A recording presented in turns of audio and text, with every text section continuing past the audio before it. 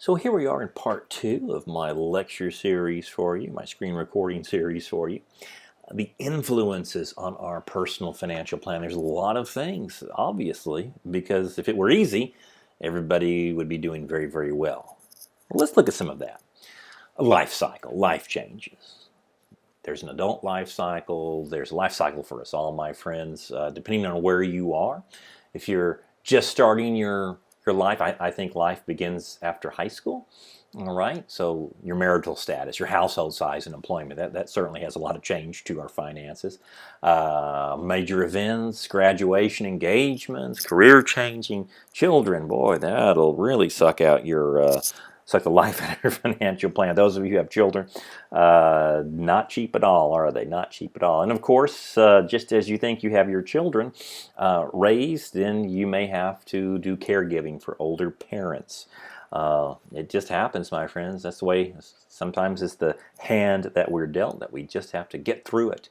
So let's look at some of this, our life cycle.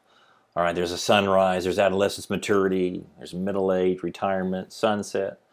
Throughout this, there's different risks levels. I believe it's been a really good quote. You know, when you begin college, when you begin your life, you're full of choices, you're full of optimisms, full of promise. At the end of your life, it becomes a result of all the choices that you made. I think Zig Ziglar had said this. A lot of positive speaking people have said this before. If you don't like your life, it's time to start making better choices.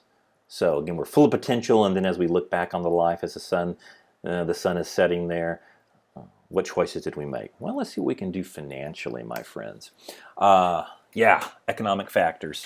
All right, surviving the rigged economy, the Federal Reserve, role in this economy. Those are some things that we want to look at. And of course, global catastrophes. COVID-19 was not the first global catastrophe, was it? We can look back on these odds. We went from 9/11.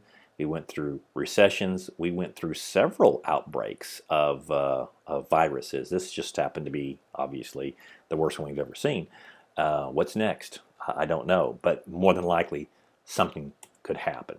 Changing economic conditions. Again, consumer prices. We can't reiterate, when inflation is high, that means prices are high, and we're all kind of in a set income. Means we have to choose between what we're going to buy and what we're not going to buy. How much we spend, interest rates. These are all areas, my friends, as you throughout your career to look at. And it will tell you, again, the economic conditions of the United States. Are things going well? Are things going to a recession start? Path to some security in our finances. Can we plan for an emergency? Well, financially you can. And that is, emergencies are going to happen. We're going to talk about that, how to build an emergency fund, so we can start saving for that. Maybe things are going great right now. If you're a business, you would know that I used to have I was a minority owner of a landscape nursery, and I had my own landscape business as well before that. And I would know, hey, I would do great in the summertime. I mean, this was great. All right, let's buy a Lexus. Things are going well. But I also had to control myself to say, just because July and June, August were great months, I know that January, February, maybe even parts of December are not going to be that great. So I had to save money for those down times, and I didn't get that Lexus. All right, reduce our debts, maintain a low level. Get a high credit score and maintain that. I'm going to show you how to do that. Systematically invest in the future. That's going to make it easy, my friends, if we can start doing things on a weekly basis. And of course, if we're in relationships, communicate that. If you're brand new here in the life of a college student, communicate that with your family members, your parents. Say, hey, mom and dad, aunt, uncle, grandparents, this is what I'm going to try to do. You may get some leverage from them. They may say, you know what, I like that idea. I'm going to help you. I'll contribute a little bit to you as well, as long as you're starting to do something different. We're not going out and spending money. Many of my students have basically told me that. That's why I bring it up. That my grandparents now, they're helping me invest, and it's helping my money go further as well. So, defining the timing, my friends. Time value of money. It really helps to do this soon as possible. We're going to look at goals here. Now, a goal could be, I want to be great. That's not a goal. It's a saying right there. Any goal that you ever have throughout your career or that you bring to your boss or anyone else, or if you are the boss, someone brings, hey, this is the goals I want to complete this year, they need to be SMART, which means they need to be very specific, be able to measure it. Can you attain it? Is it relevant to what we're doing? And when will it be done? SMART. Real quickly here. A specific goal says this. What do I want to accomplish? What are the benefits? Who's involved? What are the requirements and constraints? So if I say, I want to save money, since we're in a personal finance class, okay, at the end of 1 year, you have $1 more in your account. Well, wow, that doesn't mean anything. Or in 10 years, you saved, $1,000, and it really doesn't do anything. You want to be specific. I want to save an X amount of money. All right, so let's say I want to save $20,000. That's very specific. Let's see. You just got to be able to measure it. So how much? How many? How will I know when it's accomplished? Okay, when I have an extra $20,000 in my account. We're getting better. We need to keep fleshing this out. It's got to be attainable. Let's say it was $20,000 a year. That would be amazing. Unfortunately, unless you're in that top 10% or 5%, most Americans simply can't do that. I've met a few students who did it before. Very few, one or two. They lived at home, and like my daughter, and she's able to do it because she has no bills. It's got to be attainable. So when someone comes and gives you a goal, can it be accomplished? Do I have the resources and abilities for completion? Well, let's take out a zero, my friends. Let's say $2,000. I think I said that before. $2,000, I mean, $20,000, you got to save $1,700 a month. $2,000, I need to save actually $167 per month, maybe $40 a week. Hey, $40 a week times 50 weeks, there's 52 weeks in a year, say there's 2,000. That could be very attainable for most of us.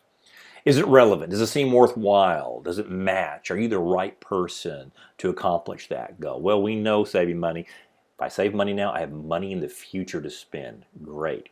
But when someone comes to you with their goals, make sure that they're not just trying to write through their career just to hang on. It's got to be good for the organization. Well, this is good for us. And time limited. There's the T right there.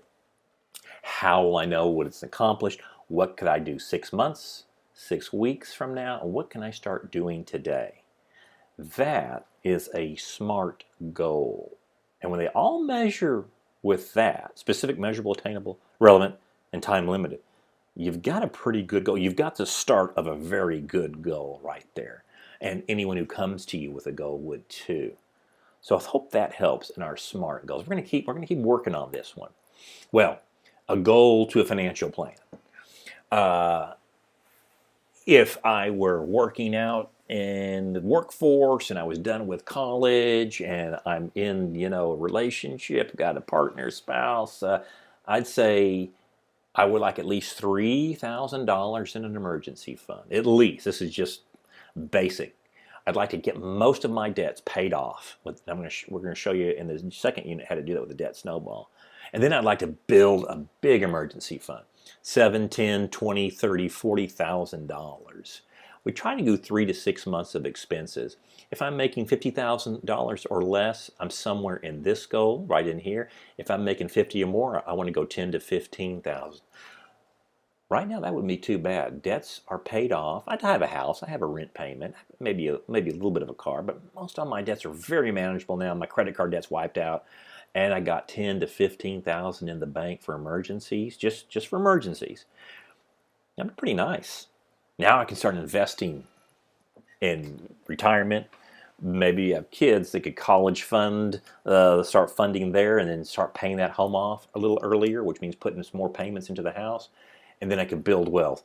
Now that came from Larry Burkett, and I'm sure you've heard of Dave Ramsey. Larry Burkett was before Dave Ramsey. Dave took most of things for Larry. Larry did pass on a few decades ago, but he had Christian financial concepts, and he made things very simple on this. Now we're in a college plan, so if I'm a college student here, what should I have?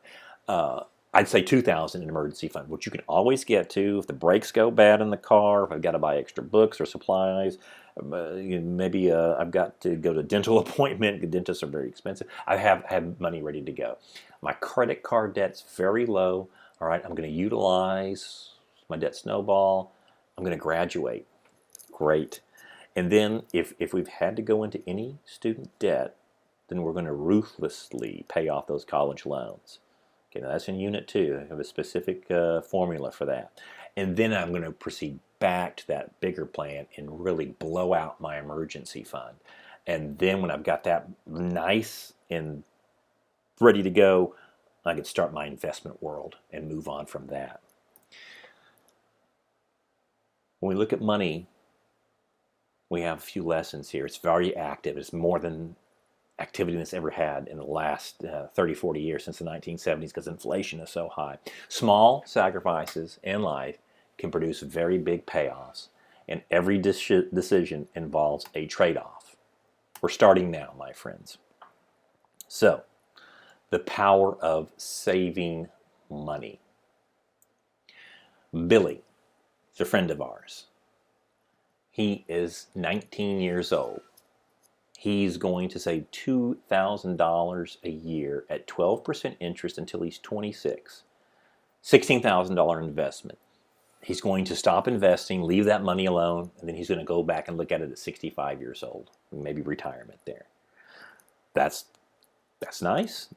He stops though. He has a brother named Jimmy. Jimmy says, "Hey man, you know Billy, I mean we were twins, and you did good. I commend you.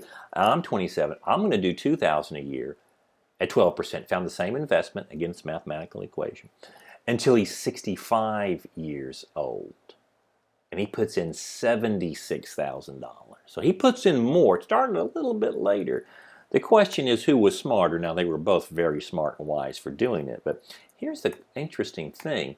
Billy's investment at 65 is $2,288,000.